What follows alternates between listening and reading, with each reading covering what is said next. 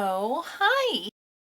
This week, we're gonna cut up this humongous fake tree bag that I was given by the lovely Alana Wentworth. Hi Alana, if you're watching this. We're gonna turn it into a draft stopper for a door for my parents. I'm gonna make it look like a dachshund, because they also love the shit out of Frank. If you don't know who Frank was, I had a mini dachshund for a couple years, and he was the best. Let's get right into it, shall we? Here's what you need. Ooh!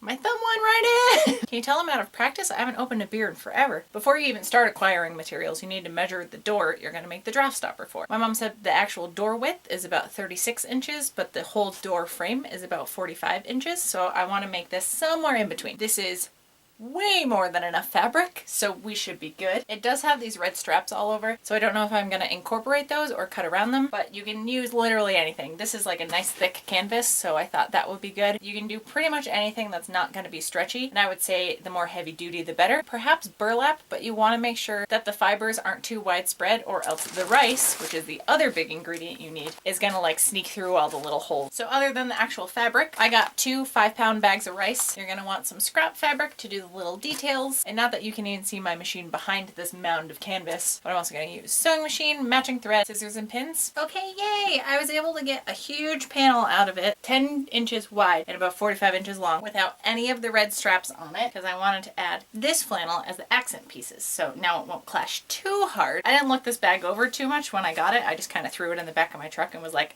I'm gonna use that for something cool. Be surprised how often people hand me their refuse. But it actually has this like waxed layer on the inside, which is great because it'll help keep moisture and stuff out of it. Before I start sewing this together, I'm gonna start getting my little accent pieces together. So I cut a little triangle out of the flannel. I'm gonna sew it right sides together along the long way. Don't worry about stitching the short end. And we're flipping, and we're flipping.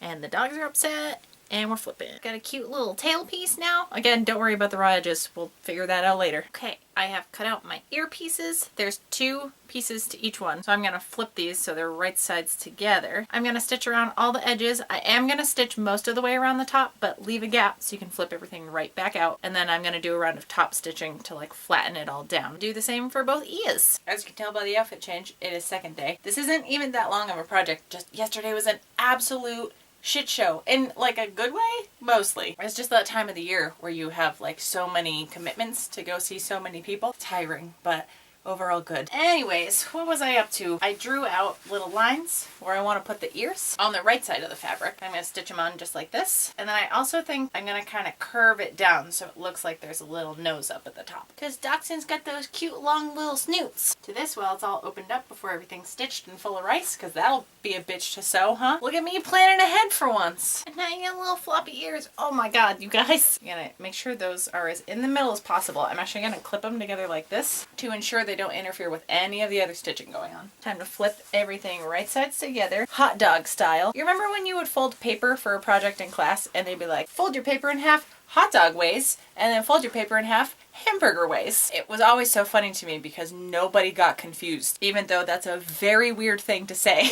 Oh no, I lost my tail. Oh, I didn't clip the end where I attached the ears because I'm gonna keep that open so I can flip this really sturdy material inside out, so I want to like give a bigger gap. Plus I need a big opening to fill the rice. So I'm gonna stitch the long side and the tail part. But first we need to insert the tail. I'm just gonna lay it like this. So this will be on the inside and then the finished tail will be sticking out with the right sides of the dachshund shape. If this doesn't make sense here, it'll make sense when I flip everything out afterwards. Okay, all the stitching's done except for the face. Pull this right side out. It's only because I love you so much, Mom, that I am putting myself through this so many times on this project. I hate this shit. Oh, this almost looks like, you know that painting where the snake's eating itself? Oh my goodness, this is everything I was hoping it would be so far. Little tail sticking out now. And then I also rounded the bottom a little bit. And now we fill with all the rice. Because I've flown too close to the sun doing this before, I'm going to get a funnel. Just gotta hold this up. Thankfully the fabric's really stiff, so it's kind of standing up on its own.